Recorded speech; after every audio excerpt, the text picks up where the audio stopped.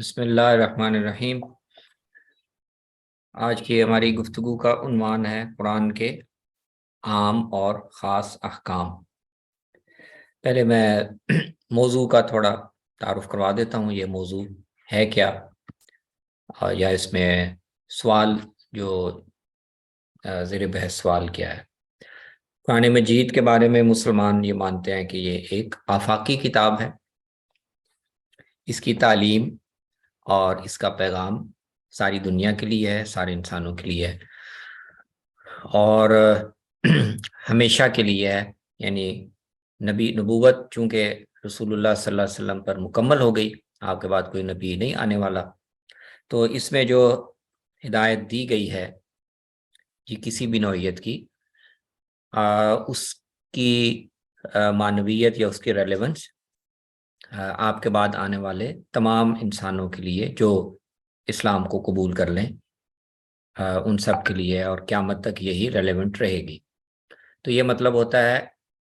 قرآن کی تعلیم یا قرآن کے پیغام کے آفاقی ہونے کا۔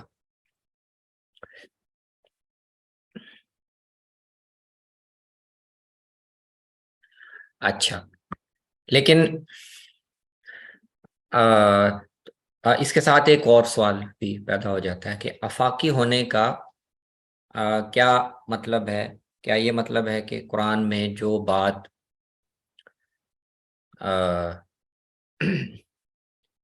جس طرح بھی، جس سیاق میں بھی، جس انداز سے بھی کہی گئی ہے، تو اس کا مخاطب یا اس کا روح سخن وہ بیعینی ہی اسی طرح دنیا کے سارے انسانوں کے لیے ہے، یا بعد میں آنے والے معاشرے بیعینی ہی اسی طرح لفظ بہ لفظ اس کے مخاطب ہیں؟ کیا اس کے آفاقی ہونے کا یہ مطلب ہے، یا اس میں کچھ تفصیل ہے؟ اور اگر تفصیل ہے تو وہ کیا ہے؟ قرآن کیسے اس کا پیغام یا اس نے جو ہدایت دی ہے یا اس نے جو قانون بیان کیا ہے وہ کیسے باقی لوگوں کے لیے، بعد میں آنے والوں کے لیے، مختلف معاشروں کے لیے وہ ریلیونٹ بنتی ہے؟ تو اس میں خاص طور پر آپ دیکھیں کہ ہم نے احکام کو منتخب کیا ہے، کیونکہ جو قرآن کی تعلیم کا وہ حصہ ہے جو اعتقادات سے تعلق رکھتا ہے، ظاہر ہے اس میں کوئی ایسا سوال نہیں پیدا ہوتا کہ کیا وہ سب کے لیے ریلیونٹ ہے یا نہیں ہے۔ اللہ کی توحید ہے، قیامت کا تصور ہے، اللہ کے پیغمبروں کو دنیا میں بھیجے جانے کا ذکر ہے، ان پر وحی آنے کا ذکر ہے، تو ان سب چیزوں کو تو ظاہر بات ہے قرآن یہ دعوت دیتا ہے کہ سب لوگ مانیں، اور ان کو ماننے میں کوئی ایسا سوال نہیں پیدا ہوتا کہ کیا یہ عرب کے لوگ مانیں اور عجم کے نہ مانیں، کیا 7ویں صدی کے مانیں اور 8ویں صدی کے مانیں یا نہ مانیں۔ تو اعتقادات میں یہ یعنی سوال یا الجھن پیدا نہیں ہوتی۔ اس طرح جو اخلاقی تعلیمات ہیں، اخلاقیات ہے، وہ بھی ایک عمومی تعلیم ہے۔ قرآن کہتا ہے کہ چوری نہ کرو، قتل نہ کرو، زنا نہ کرو، جھوٹ نہ بولو، جھوٹی قسمیں نہ کھاؤ، وعدے پورے کرو، ایک دوسرے کی ہمدردی کرو، نیک کاموں میں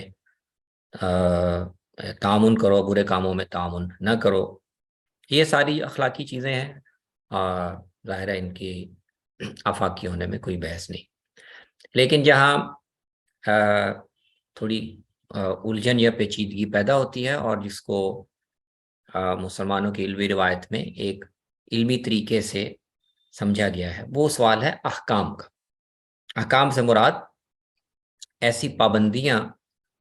ایسے ضابطے اور قوانین جو قرآن جب نازل ہو رہا تھا تو اس وقت جو بھی ایک صورتحال درپیش تھی معاشرے میں، اور جن جن مسائل کے حوالے سے کسی قانون سازی کی ضرورت تھی یا اللہ تعالیٰ نے مناسب سمجھا کہ اس حوالے سے ایک قانون بیان کریں، تو شریعت کا جو حصہ ہے یا قانونی ضابطوں کا جو حصہ ہے، اس کے بارے میں سوال پیدا ہو جاتا ہے، اور سوال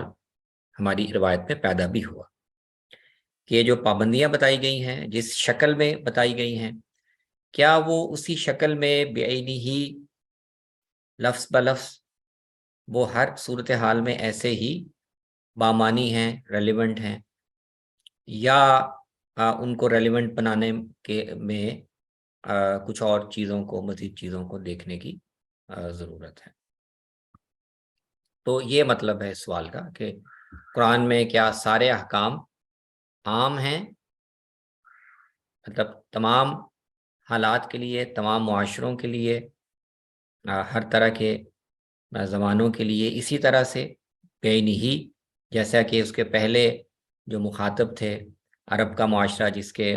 اندر قرآن نازل ہوا، ان کے لیے جس طرح سے وہ ریلیونٹ تھے، اسی طرح سے لفظ بلفظ بے ہی ریلیونٹ ہے، یا ان کے اس میں کچھ تفریق ہے، سارے اس طرح سے عام نہیں ہیں، کچھ خاص ہو سکتے ہیں اس دور کے لیے، اس معاشرے کے لیے، اس معاشرے کے حالات کے لیے، کچھ عام ہوں گے، اور اسی طرح عام ہیں تو ان کو بھی ریلیونٹ بنانے کے لیے کسی دوسرے ماحول میں، کسی دوسرے معاشرے میں ریلیونٹ کیسے بنایا جائے گا؟ کیا وہ اس میں کچھ فہم کی، اجتہاد کی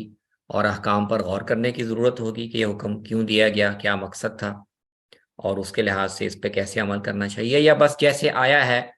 جیسے لفظوں میں بیان ہوا ہے، جوں کا توں بیائی نہیں اس کو ہر جگہ نافذ کیا جائے گا؟ تو یہ سوال ہے۔ تو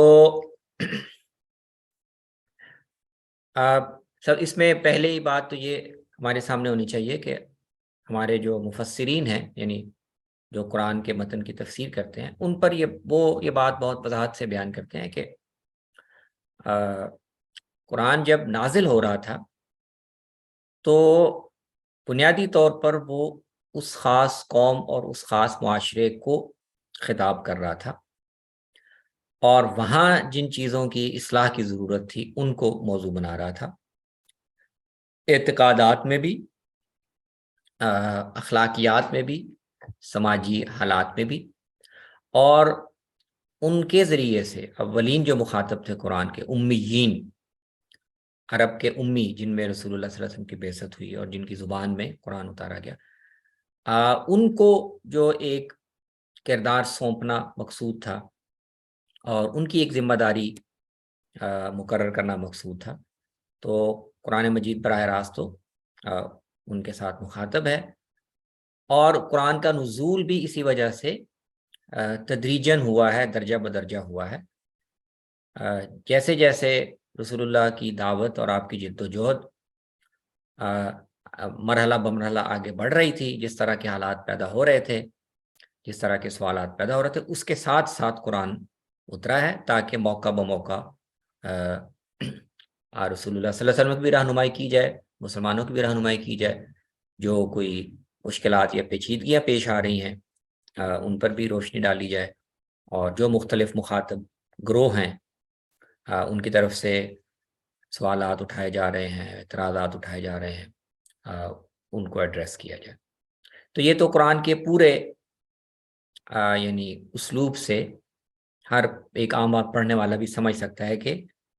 قرآن اصل میں اس دور کے لوگوں کو، گروہوں کو اور ان کے سوالات کو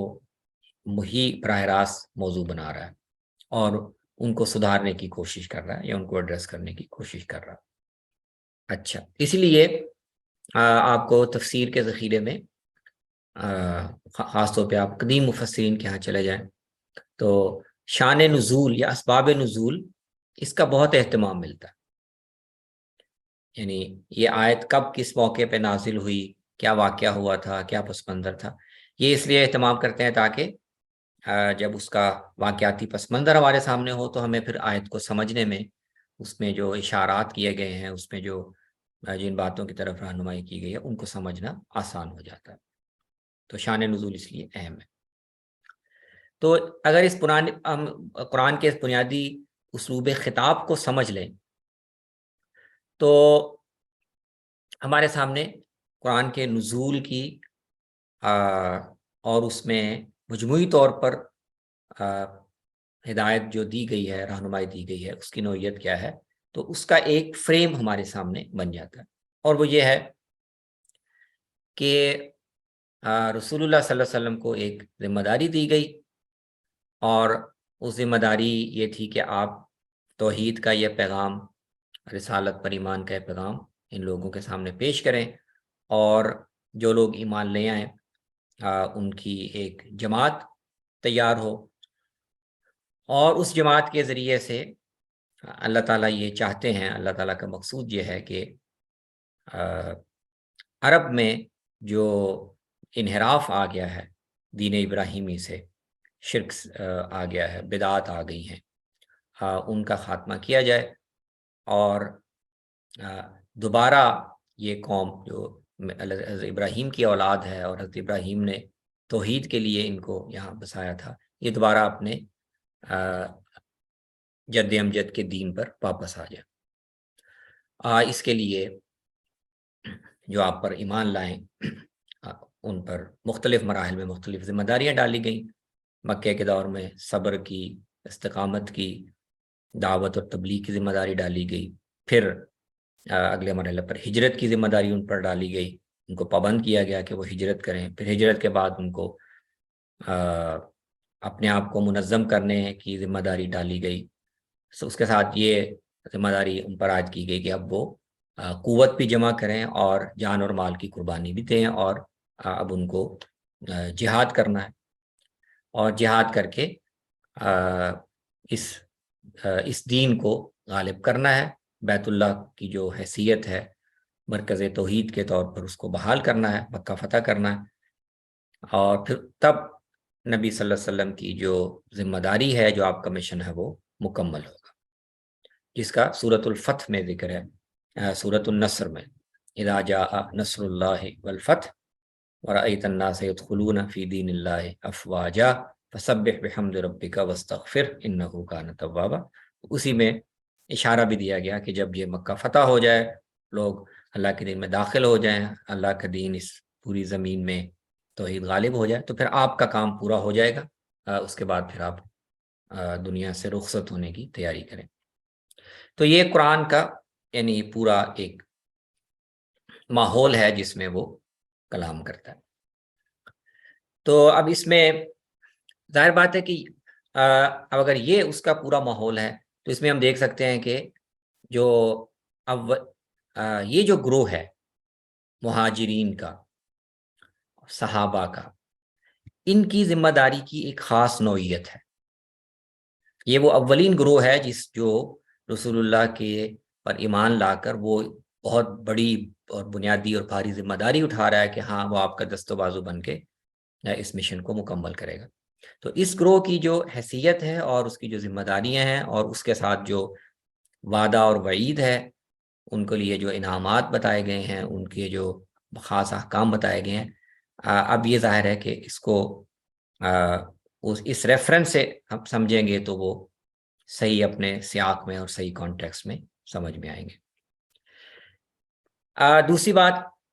کہ یہ دیکھیں، ہم نے کہا 22-23 سال میں تو مختلف حالات آئے ہیں، اور حالات کی نوعیت کے لحاظ سے مختلف حالات میں مختلف احکام دیے گئے، تو ان کو سمجھنے کا بھی ایک عقلی اور فطری اصول جس میں آتا ہے کہ بعض دفعہ حالات ہمیں احکام ذرا مختلف لگ رہے ہیں،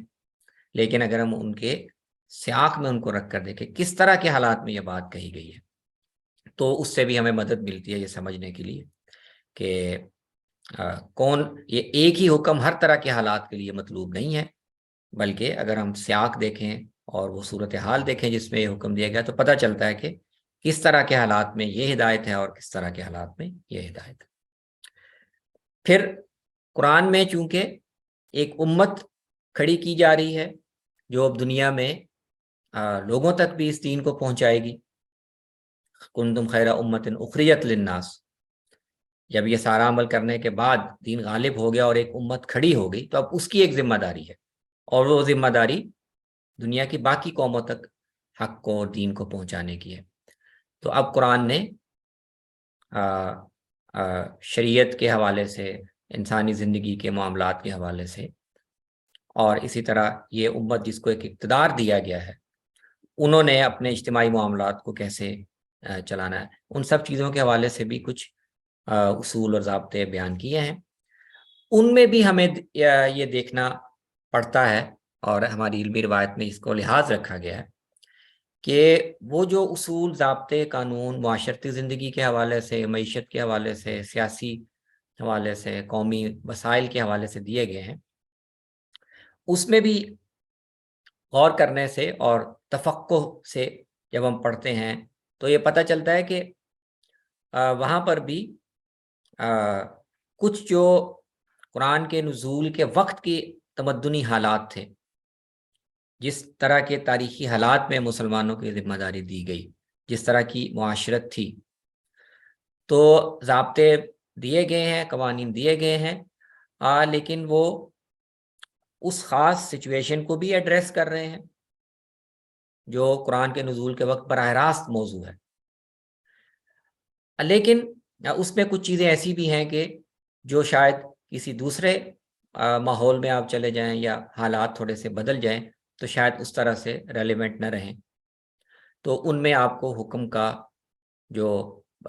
پیچھے اس کے پس منظر ہے یا اس میں جو اصول کام کر رہا ہے، جس بنیاد پر وہ حکم دیا گیا، اس کو سامنے رکھ کر آپ کو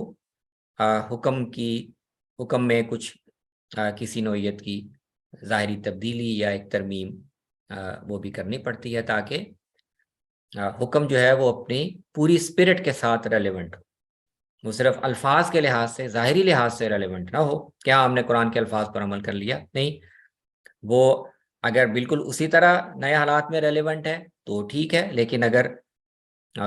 حکم اپنی اسپرٹ کے لحاظ سے، اپنی حکمت کے لحاظ سے، یا اس سے جو مقصد حاصل کرنا مقصود ہے اس کے لحاظ سے پوری طرح سے ریلیونٹ نہیں ہو رہا، تو پھر اس کی حکمت کو اور مقصد کو سامنے رکھ کر آپ کو ظاہری طور پر حکم میں کچھ تبدیلی بھی کرنی پڑے گی۔ تو اس طرح سے قرآن کی ہدایت جو ہے وہ ریلیونٹ تو ہے، اور اس کی پابندی، اس اصول کی پابندی ہمیشہ مسلمانوں کے لیے لازم ہے، لیکن یہاں پر مسلمانوں کو تفقع اور اجتہاد سے بھی ایک کام لینا پڑتا ہے۔ تو اس طرح سے وہ قرآن کے احکام بعد کے دور میں، بعد کے حالات میں ریلیونٹ ہوں گے۔ تو یہ میں نے ایک اصولی آپ کے سامنے فریم ورک رکھ دیا کہ اس طرح سے قرآن کے احکام کے عام یا خاص ہونے کی جو بحث ہے اس کو ہم ان 3-4 سوالات کے حوالے سے سمجھ سکتے ہیں۔